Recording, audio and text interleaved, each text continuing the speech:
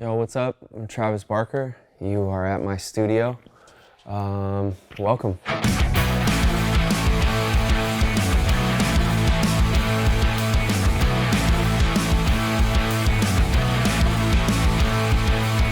So I've been here about 3 years now. When I built this compound, it was supposed to be used for the psych wall, was to record videos.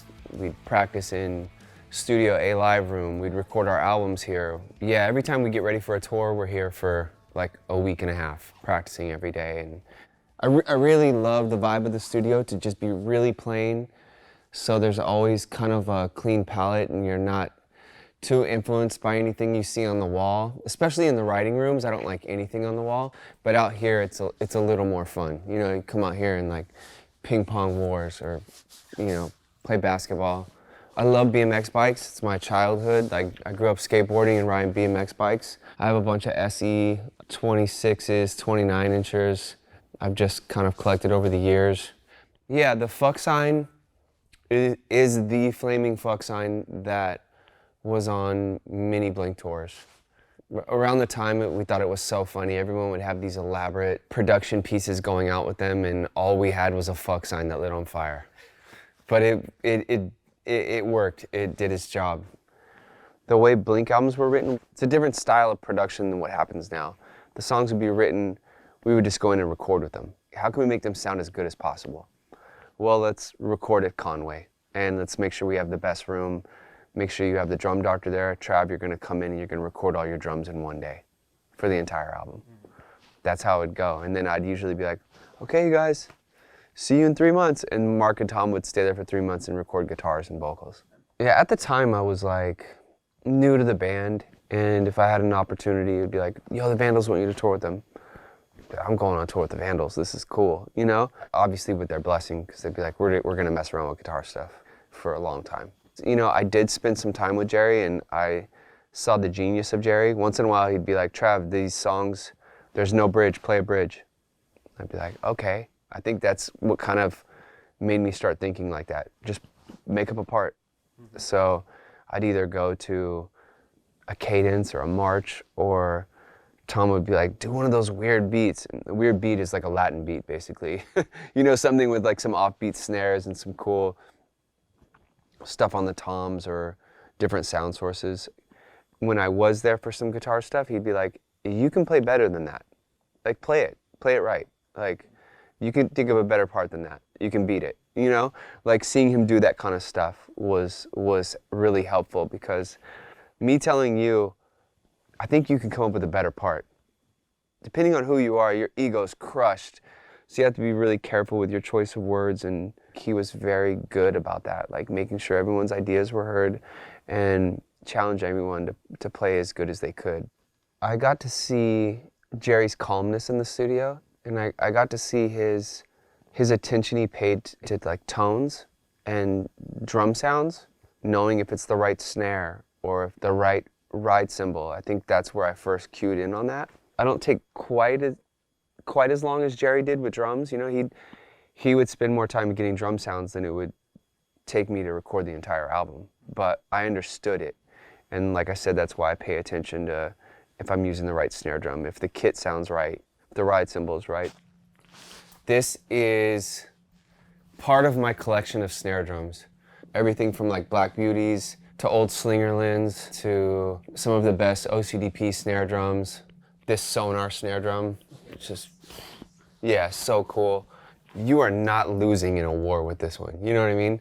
And it's like 40 pounds, it feels like. All my cowbells, my signature cowbells, like Puss Head cowbell, one of the coolest. I love when worlds collide, when something like this is in the drum world, you know? I like my kids' lowrider bikes that I bought them when they were young. They learned how to ride bikes on. And then the Black Beauties just, I don't know. I don't feel like there's a sweeter snare drum. It's a 1938 Black Beauty. So like One More Time, the song One More Time, I probably made about 20 or 30 different versions of that song. Like everything from like versions with huge outros with tons of drums and, you know, to the version that you all hear now that just has brushes, not even a kick drum. And the brushes are on that snare drum. I love all these snare drums, and And I don't know if you saw the collection of cymbals, but for producing, for me, it's the equivalent of a person who's producing in Ableton or FL or whatever they produce in, and finding like the right snare. That's a program snare for like, it is so crucial to find the right snare. And it's like that for me, like ride cymbals, hi-hats, and snare drums. If I wasn't recording albums every month, multiple albums, and I wasn't playing on everyone's songs, I wouldn't need any of this. If I was just playing in Blink, or if I was just practicing, like, I'll play on your drum kit. I'll play on her drum kit. I'll play on whoever's drum kit. It doesn't matter. Like, I never want kids to think like, you have to have the best drum kit. Like, I could play Blink shows all around the world on rental kits if I needed to. It's really about practicing, and you'll make any kit sound good. You take like the best drummer and put him on the you know, trashiest kit, he's gonna be great, you know?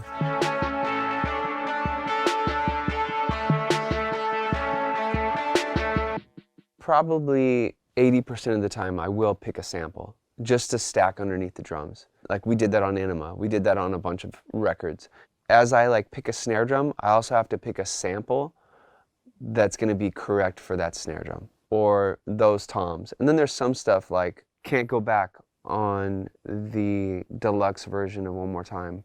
There's no stacks on that. It's like I wanted the personality of a snare drum to be very prominent in the mix and sound like a certain vibe, you know?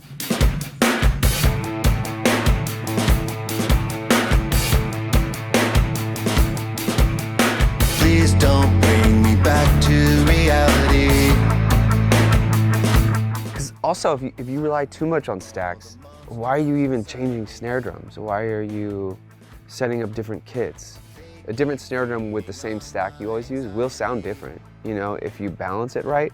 But for the most part, I like to lean on the sound of the snare drum. So this is Studio A live room. This is where we practice, we rehearse. We filmed a bunch of stuff during COVID in here. Like any TV shows Kels and I did, we did in here. Same with Kenny Hoopla. I got multiple kits. Sometimes there's 5 to 6 kits set up in here if I'm working on a project. This is my main kit. Like I've tried all different variations. Nothing beats this stainless steel DW. It's ridiculous. I actually just set up that 1960s Ludwig for something that kind of had more of a vintage feel. And I recorded 2 whole songs over with it, same parts, and this beat it. It's so good. Live, I love acrylic drums. But in the studio, like the stainless steel kit, it's so bright, it's so loud. I've recorded songs, exact same drum parts, against the stainless steel, and it wins every time. Entire One More Time album is this. Lonely Road, MGK, is this. A project I just did for Diaz is this. I just did the entire new Yellow Card album on this. I really love, they're called quesadillas. It's so funny when I say this to any other musician, they think I'm talking about food. But versus this, like, most of the time they're like, is that programmed? And no, it's not programmed. It's not like some vintage kit I'm programming. It's these, like.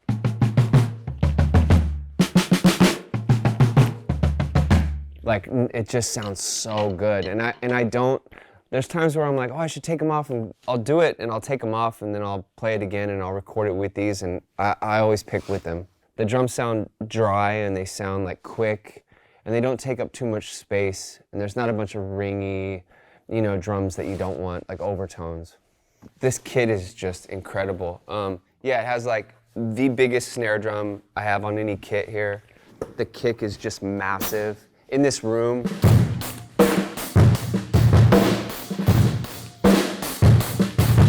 it's just like, oh, it's so cool. But yeah, you'll hear it. It's pretty much I recorded on every album. I find a place for it. This kit's been around since, some people call it the untitled era or the self-titled era. I've had it since then. At the end of the last song on Mainstream Sellout, there's double drums where I'm playing, it's like 2 different drum parts. And I'm playing on this kit, and I'm just like spazzing out. It's like I'm battling myself, and it just kind of is decapitated and just the song ends, whatever, it's this drum kit. And sometimes we'll place mics all around the room, you know, or even have these mics live and have this door open. So we get a lot of cool sounds in here, yeah.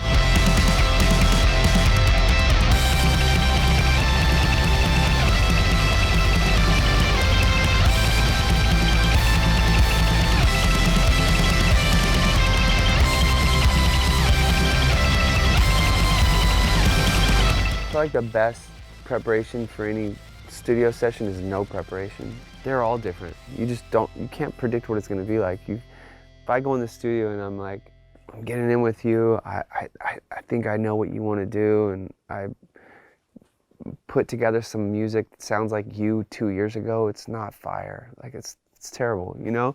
So there's just no telling where an artist is at, or even like where they're at that day. Like what happened to them that day and what they want to write about. I'm really most excited about getting in and working with an artist and having nothing and not knowing what's going to happen, and leaving the studio with something great that we all wanted to write about and we all wanted to make. That's the majority of how it goes. Sometimes I'll dream it, or I'll think about it right before I go to sleep. Or I was at Disneyland and I like thought of something like, I gotta try this idea. I gotta flesh this idea out for Diaz, and I did. You know, and I came in and I presented that idea. And sometimes it's like that. Sometimes I'll just be like, you know what, like we're missing something up tempo. I'm gonna come in 45 minutes early. I'm gonna record 4 ideas that are up tempo. See if the room reacts to any of them. Depending what it is, it might be like a tambourine might start it. I might just want, it's dancey. I might just start with 16-note tambourines and then play drums over it and then start adding things from there. It's all different. Sometimes it's an idea, sometimes it's a concept. Like with Blink, you know, I'm not gonna write a ballad for Blink that's about like a girl. It might just be like too basic, or we might have done it before. And I'm also, I think, cautious about like repeating ourselves or repeating myself. And like one more time I was in with my friend Greg all day, and I was like, we were intentionally writing for Blink. You know, we were writing this song, and it was called One More Time, and it was originally relationship based. And I said, well, it just, you know what makes more sense is how pathetic it is. It almost takes like this awful tragedy for our band to get back together or to be friends again. It's always some awful event happens, and you know, that's what it takes for us to be a great band again. So like that's what One More Time was written about. And I was like, that hits home, and it's like our fans can relate to it, we can relate to it. It's so true to us. And I think whenever you can tap into something like that, that's powerful, rather than I just write a song about you being heartbroken. It's like, it's so generic, you know? Sometimes it works and it's called for, but for us in this particular time of our band, that's what really hit home. One more time, one more time, one more time. I miss you. And it's hard for me to present stuff that's done. Yeah, like One More Time was done. Like as far as like I have my complete idea fleshed out. So I didn't know what to think. I was like, they could just be like, what is this? Whatever, this is. And everyone heard it and they were like, this is really, really good. I remember Tommy and me, he was like, this is really, really good. I'm listening to it with my wife in the car and she's like emotional. And I'm like, oh, that's the best, you know? Because I had goosebumps, like after listening back and after like, before I'd send it to him. I'm so cautious too, like, I honestly don't want to send them anything that's completely fleshed out because I want them on it, you know, I want their, so I'll also send it saying like, you could change anything you want on it. Like any lyric feels weird, whatever. Also, if you just don't like the whole thing, we don't have to record it. Like being open-minded like that.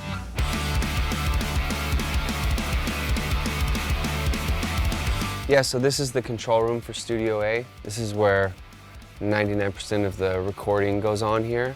This is the smell of my studio. Like, some people have smells of studios. This is the smell of my studio. It always smells like wood's burning somewhere.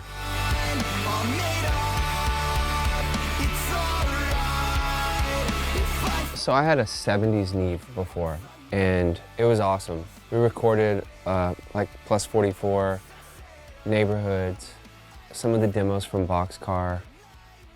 We recorded a lot of stuff with it. It was tricky though, it's a 70s Neve, so some days we'd all show up to play and work, and it just would be like, well, I'm not working today. And I'd have to have some wizard come through and spend days with it to get it working again, you know? There was like one guy that could fix it. I couldn't rely on it anymore, you know? It wasn't consistent. And when I moved into this studio, I contacted Neve, and they were like, we would love to have that board. So if you want to trade the board in, we'll give you credit, you know, we'll make you a deal on this. So that's what I did. But I needed something that was just reliable, that could work every day. Nothing sounds like that board did. It was awesome. This is the bass. It's called the Star Bass. Pretty generic name, but from the Pop Disaster Tour, me, Mike, and Billy Joe from Green Day would jam all the time. At the end of the tour, Mike was like, dude, I want to give you this bass. Like, I just want you to have it. And I was like, wow, this is so cool, right? Who knew it was going to be something that's used every day in the studio? I gave him a snare drum in return. Anything besides pretty much a Blink album, because Mark has so many basses that he's really like in love with, everything we've like recorded here is this bass. You know, we've only changed the strings one time, and we go to it because it's kind of dead sounding in a great way. It doesn't poke through too much, it's not too bright, but yeah, this is the go-to. The go-to tom guitar that we use a lot is this one. I've had it forever, like since when these came out, he gave me it. And I've used it on a bunch of stuff. Lately, this is my go-to keyboard, this Novation. This is every time you hear low end on an album, it's this Moog. Usually the same setting, the percussive bass one. Yeah, that's my go-to. This Tascam we've been experimenting with, getting like really cool guitar tones, even running drums through it, bass, vocals, sometimes even using it as sort of a master. And if you're going for something like more indie, or you just don't want it to be super polished, it just adds a lot of character. Being in sessions, listening to songs, not trying to do the same arrangement over and over again, and trying to be creative with the arrangements or the bridges or the middle eights or intros, and not every song having the same arrangement. I think that's what initially started my production. Probably started in the Aquabats when we'd be writing. I mean, it'd be like if we were all in a room together and we're stuck and we're like, what comes next? I'm like, what about something around this or whatever? You come up with a drum part, or it could be like someone coming up with a guitar thing, or you humming something as an example of what should come next. I think when I got in Blink and we worked on Enema, and I was definitely taking aim at writing with Blink from a lot of different angles, not just listening to punk rock bands. So when it came to arrangements, that's what I would really cue in on and be like, hey, here's an idea for a bridge, or why isn't all the small things like down tempo? Why isn't it slow? And why isn't, you know, Stay Together slow? And, you know, or some stuff. I mean, Stay Together came from a drum beat. I just said, I have this idea for a song. I'm gonna record all the drums for it. Let's record the music later. You know, some things start like that, you know? It's hard to wake up when the shades have been pulled shut. This house is haunted, it's so pathetic, it makes no sense at all. Sometimes it's really good not to be in the room when you start something, or when someone starts something too, and someone just comes to you and says, I don't know what to do with this song. Can you listen to this with fresh ears?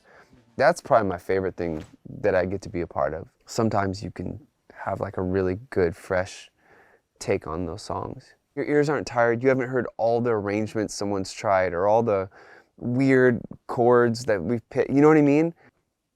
We were in the process of making the album, and there was this song, and he was like, I always want to show it to you, but I'm not completely happy with it. I said to him, I said, well, that's not a chorus. It's not like really a chorus. It's in the place of a chorus, but I think we could beat a better chorus. And then I said, why don't we just repeat the, I'll never fall in love. I said, that's the chorus. And he was like, no, dude, are you serious? You know, whatever. And I'm like, just try it, you know? He tried it, and he was like, oh my God, like, this is a hit. I swear to God, I never fall in love. Then you showed up and I can't get enough of it. I swear to God, I never fall in love. I never fall in love, but I can't get enough of it. It doesn't go for every song, but I think a chorus, I like simple.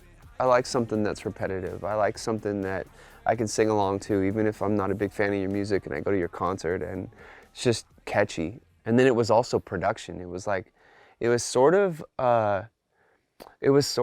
in the nu metal genre when I heard it, like sonically, and I was like, the vibe is off too, you know? And I recorded different drums, and there was like no crash cymbals anywhere. This could be like your crossover song. It could be like a pop song.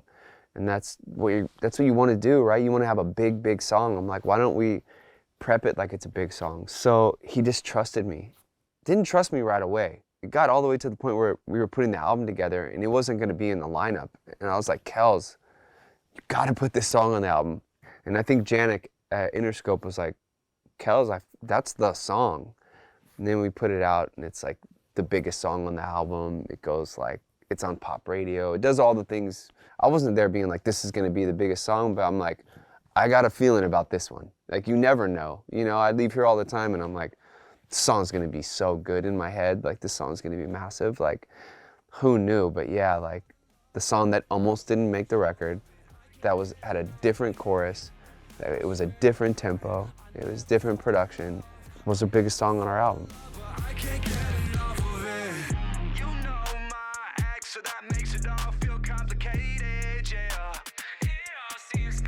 Okay, so it was really important I had a gym here. A lot of the times I'll finish a session, and I've been in a session all day, like 15, 20 hours, and I just can come in here and like listen to something on the treadmill, or I'll box for a little while. I'll just schedule a workout with someone. I also figured out, and this is where I should just like shed by myself. Like, so I'll practice with the band when we're getting ready for tours, but I'll also just come in here and play. I'll set up a kit backwards, so I'm a lefty, and my left foot is playing the bass drum, and my right foot's playing the hi-hat, just to like reset my brain sometimes. Whatever it is, I just try to change it up every week. And everything's dead on this kit, so it makes no sound. It's like you're in the mud 24/7, and like these cymbals are double stacked. I think because I love MMA and I love like boxing, I know like they always say like the fight's the easy thing. I've done everything. I love that mindset. Like, oh, the show's gonna be fun. I'm not gonna be worried if I'm gonna be winded or my arms are gonna be fatigued or if I'm gonna remember the songs. I just love being so well rehearsed and ready that like shows are fun.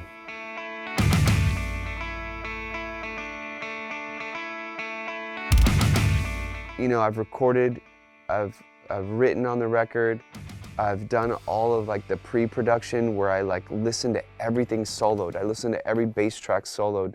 Whatever I'm looking for, I do all that stuff. Then I really feel comfortable sending it off to get mixed and trusting the process. I really respect them as mixers, and I'm going to them for a reason. I find that when you try to do everything, you're weak in some places, you know?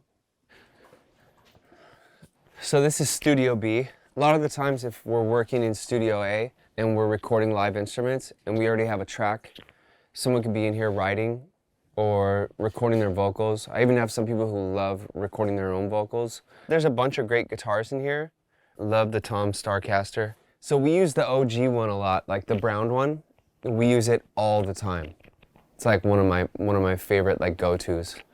I also have this new DW Roland kit where I can put my own sounds in, kind of just get like drum parts, like temporary drum parts in that will work for the song until I go in there and record them for real. I've also used these drum sounds, the stock Roland drum sounds. I used it on Lil Nas X album, and I recorded live drums, and these drums beat it. The perfect snare drum, the perfect ride. I'd be like, there's an energy with that first one. And sometimes there's a real magic in just what you record the first time through. Even if you play it exactly like you played it, there's just a magic, and it just worked. Why fix it if it's not broken? No way, no